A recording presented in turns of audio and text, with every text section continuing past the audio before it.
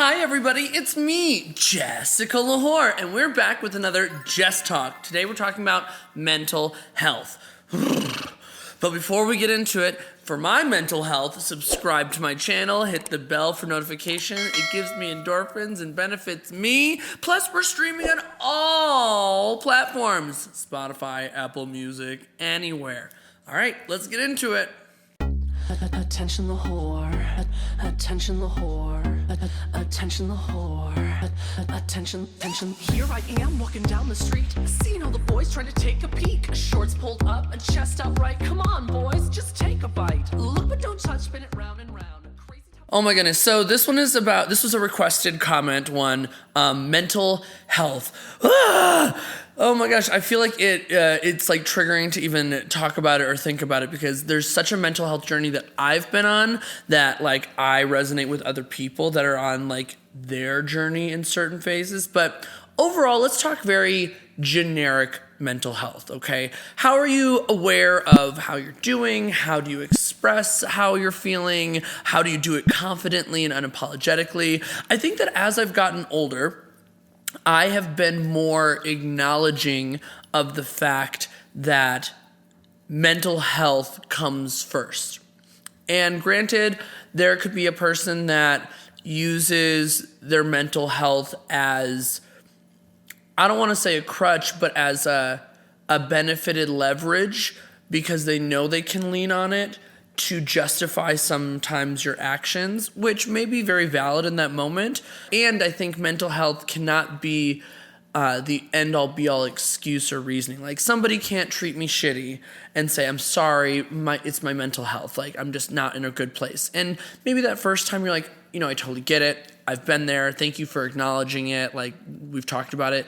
But if there's a pattern of this, there has to be more conversation around it. Like your mental health cannot be a reason why you treat somebody consistently terrible or you're abusive to them or, and that's in a relationship, that's with your friendships, that's with your coworkers. Like mental health does not have to control every outcome, but I think that it is an influence in every outcome or way that you express yourself. Like I'm obviously not going to be as friendly to people if I'm not in the best mental health space. And I'm pretty vocal now about it, but I wish I would have been more vocal earlier on. I think that there's a wrong impression about mental health, the way that you can act as a human and the way that people perceive that. And they don't give you any grace. They don't give you any understanding. And so if you talk about your mental health, people might take you and say, hey, you're the victim.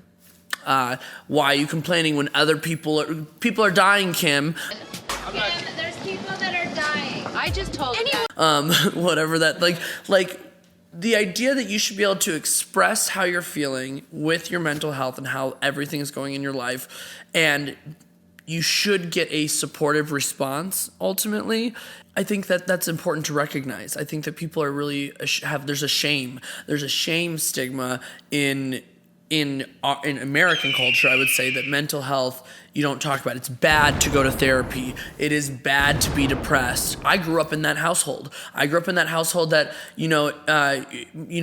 it's obvious someone has depression and you're not doing anything to fix it. Or therapy means you're weak, or like you don't need therapy, I can do it myself. Or you don't go to a therapist, you go to a priest because then they really understand. And if that is that person for you, that's great. But let's talk about then therapy with mental health. I truly believe, and I'm almost going to be 30. We'll see when this video comes out if I'm 30 at this point. But I grew up with that mentality that therapy was not a good thing. And I had to work through a lot of different issues on my own, process with my friends. And as somebody that has abandonment issues with my mental health, if I talk about what's going on in my life, I'm worried that's going to make somebody leave. So I don't talk about it and I deal with it. And some days I can get through it and I can be more logical about it. And other days it feels like it is absolutely impossible to escape whatever terrible, negative, destructive, collapsing feeling that is going through my head. And I think that therapy is important. I think that everybody should, in some capacity, go to therapy. It's not a if you need it. It's not a, oh, I'm dealing with this kind of thing. I think that having somebody to process through it in a very unbiased way is very beneficial. Now, talking with your good Judies, your friends, your best friends, maybe your siblings if you're really close, might be those people for you. I saw this TikTok. Everyone has a cup, okay? And if my cup is not full, I cannot give any more. It's like spoons. I can't give any more spoons to you. My cup is not full. I can't even fill it for myself. Where the overflow of my cup, when my cup is overflowing, that means I'm at my best, and that extra I'm able to give to so many other people. And I think that that's really hard because when your friends are in trouble or when your friends need you or family members, you find the space, you find the room, even if your cup isn't full. But the more you work on yourself and you keep your cup as full as possible, the more you're able to give that overflow to other people. You make more time, you make more mental space, more mental energy. And I think therapy can contribute to that. Now, my experience with therapy has not been great. I tried therapy in college once, and I went one time, and the next week the therapist forgot who I was. I had to start over, and they had no idea anything about me. And that was really frustrating. 13 years later, like 6 months ago, at this point, I tried it out, and I went to the therapist for abandonment issues. And my therapist abandoned me.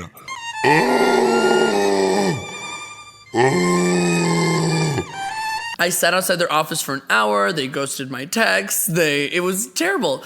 I'm finally trying it for the third time, and we're taking some baby steps, but it is really hard to pick yourself back up and say, why the hell am I doing this if this is not working out? You want to know why? I'm really thankful to be really good friends, I'd say best friends, with a therapist. Her name is Emma Mann, and I don't go to her for therapy services. I don't process with her as a best friend, but hearing her experiences as a therapist, or even when she's not in therapy mode, she's in really good best friend mode, she has really great insight, and she really has made me believe in the best aspects of what therapy can provide as an adult.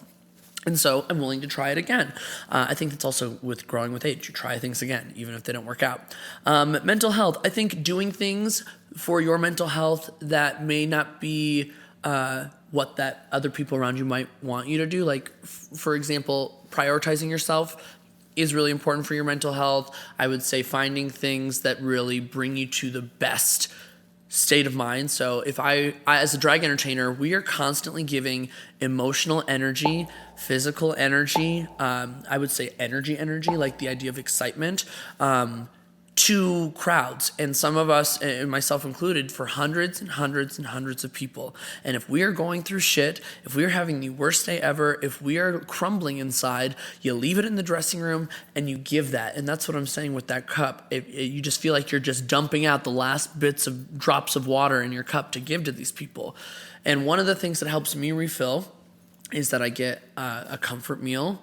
I spend about 2 to 3 hours in the bathroom, taking my makeup off, listening to music that makes me happy, putting my phone away for a hot second, taking a really long hot shower and feeling like I'm cleaning every part of myself, spending time just using the other sounds to completely numb my brain. I also might throw in a little marijuana, but that's recent. But I've always been that person, and that is something that I hold really dear to myself. I do it whenever I feel like I need to do it. Working out, people think that it's to find a certain physique. For me, it is to release so much anxiety, energy, and it's about an hour to 3 hours where I'm not thinking about anything else but just being in that moment of working out, listening to music. And you're absolutely right.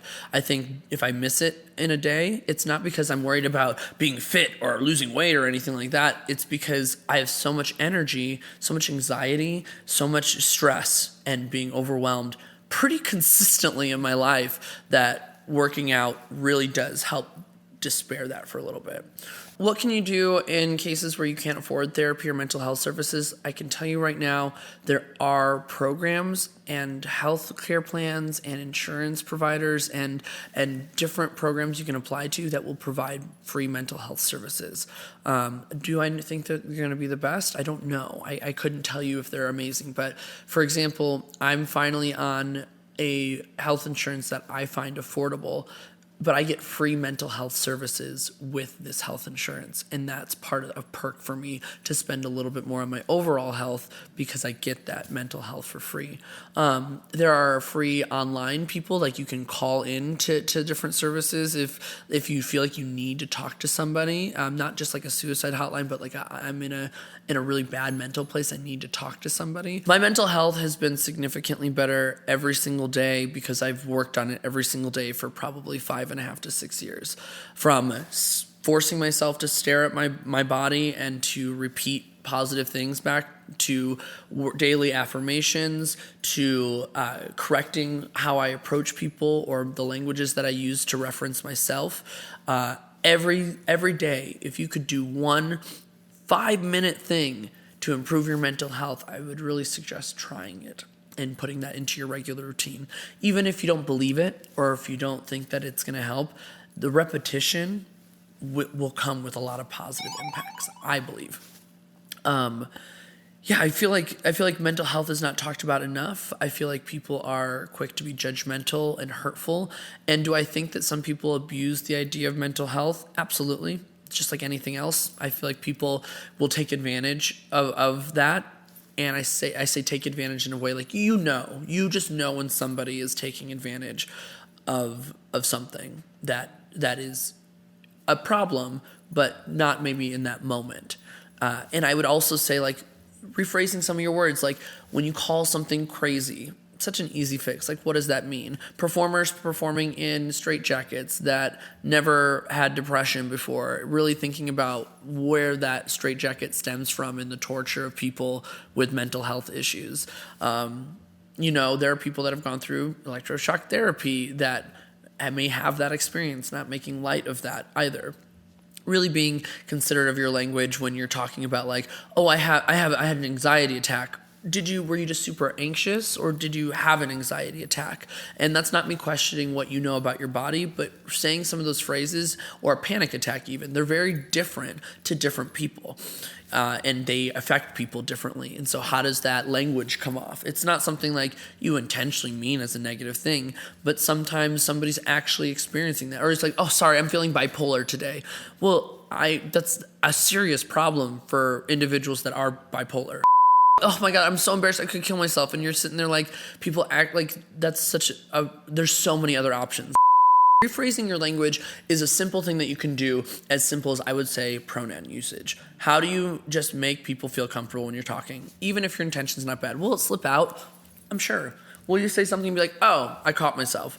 Everyone's maybe not that sensitive either, depending on the person you're talking to. And it's maybe not being sensitive. Maybe it's just that person's experience. But overall, you kind of have the option to shift your language to be more mental health conscious. So tell me what you think down below about my little Jess talk on mental health, and tell me about other topics you want to hear me chat about.